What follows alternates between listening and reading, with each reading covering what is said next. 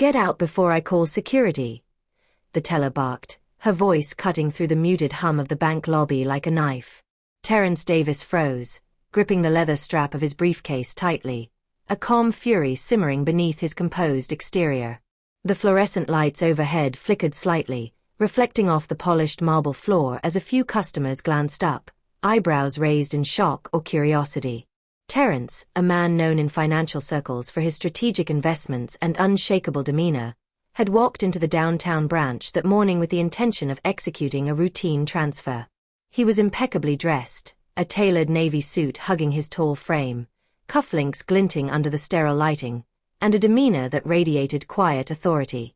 Yet, despite his professional appearance, the young teller, barely out of college and armed with a misplaced sense of superiority, had assumed that his presence was unwelcome.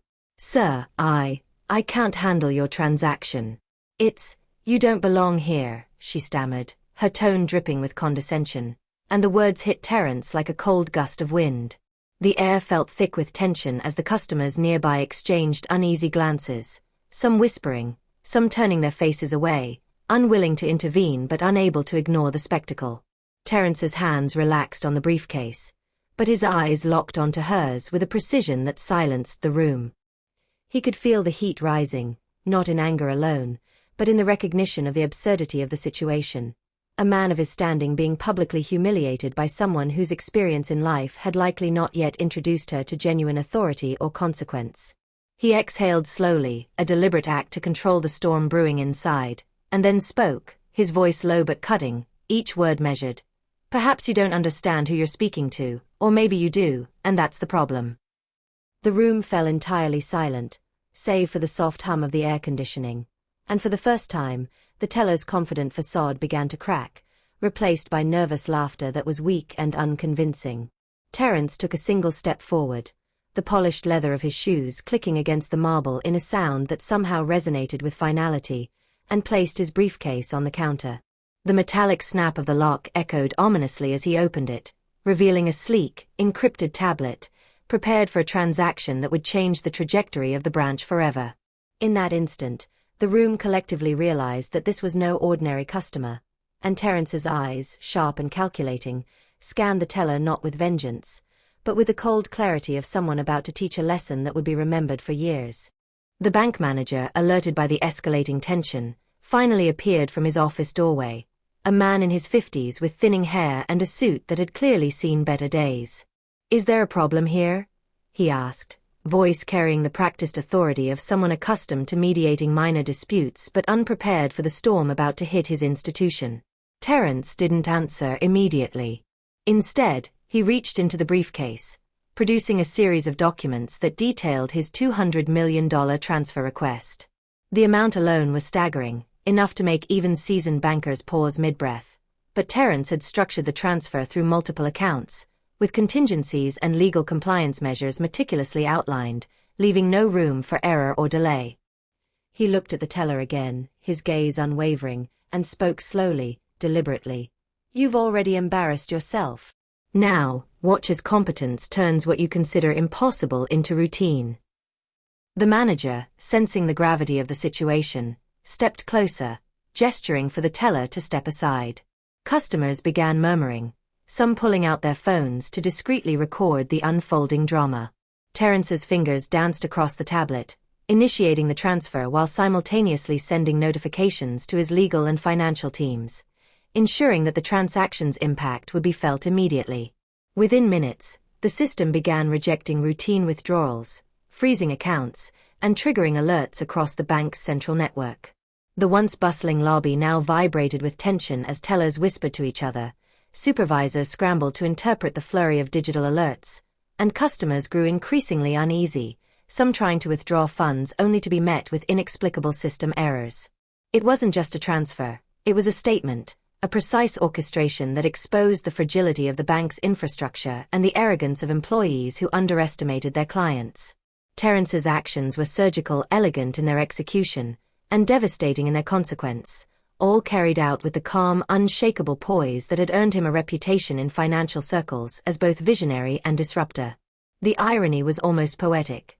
The very teller who had tried to demean him now watched as her branch descended into chaos, the hum of computers and phones replaced by a palpable sense of fear and disbelief.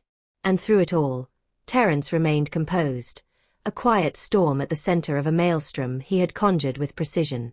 Within 30 minutes, the bank's executives were convening an emergency meeting, faces pale and hands trembling as they reviewed the cascading failures triggered by Terence's transfer.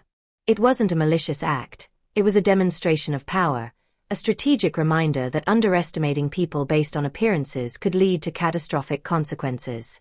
The teller, once brimming with misplaced confidence, now sat in stunned silence behind the counter, unable to comprehend the magnitude of the event she had inadvertently set into motion.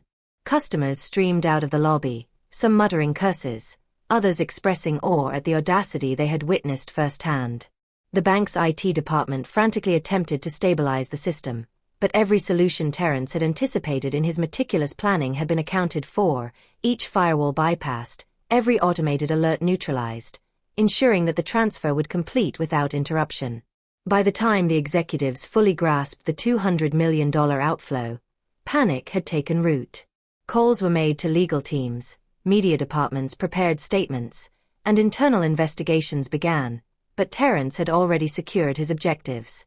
His message was clear: authority and competence are not conferred by position or title alone, but earned and demonstrated, and any attempt to humiliate or belittle based on prejudice would be met with consequences far beyond ordinary imagination. And yet, for all the chaos, Terence remained calm, gathering his belongings as though he had merely completed a mundane errand, his expression one of serene satisfaction. The power dynamics in the room had shifted irrevocably, leaving behind a lesson no one present would forget. The consequences of arrogance and prejudice are often swift, public, and devastatingly effective when confronted with precision and intellect. By the end of the day, the news of Terence Davis's audacious $200 million transfer had spread like wildfire across social media, financial news outlets, and the city's gossip circles, igniting debates, awe, and outrage in equal measure. Headlines screamed, "Bank stunned by $200 million transfer," "Customer turns tables on staff," and "Local banker under fire after humiliating client," plastered across websites, mobile notifications, and trending hashtags.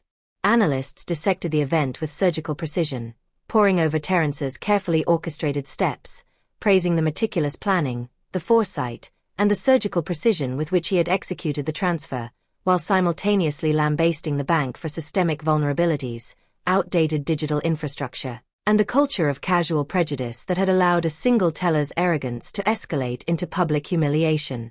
Internally, the bank's executives were facing the stark reality of the fallout: a cascade of emergency meetings, an influx of panicked client calls, internal audits, and the looming threat of reputational damage that could take years to repair. The teller who had initially mocked Terence was now under intense scrutiny, her earlier smirk replaced with a pale, hollow expression, the weight of her misjudgment pressing down on her like a physical force. She sat behind her counter, glancing occasionally at the screens, as error messages, transaction alerts, and client complaints poured in, each new notification a cruel echo of her earlier condescension. Meanwhile, Terence, impeccably composed as ever, had already left the bank. His presence outside the glass doors calm and dignified, drawing discreet nods of respect from a few bystanders who had witnessed the confrontation. His tailored navy suit seemed to shimmer subtly in the late afternoon sunlight, his polished shoes clicking against the sidewalk as he walked with a measured stride, briefcase in hand, every movement exuding authority and quiet power. He barely glanced at the cameras from passing news vans or the curious pedestrians recording on their phones, entirely unfazed by the sudden wave of attention. In his mind, he reviewed the day's events with the cold precision of a strategist. The initial insult, the silent planning, the execution of the transfer, and the immediate effects it had caused.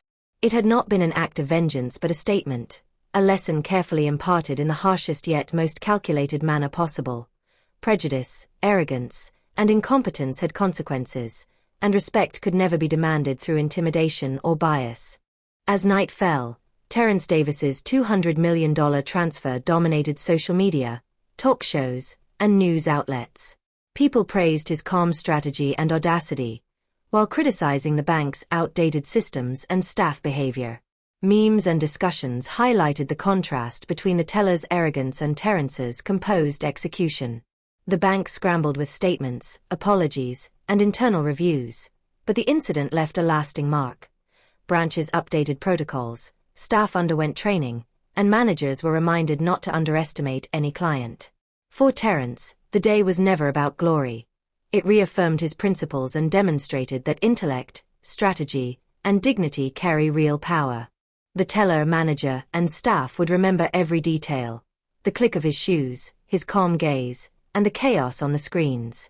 His actions sent a broader message: respect must be earned, and those who humiliate others risk consequences far beyond expectation.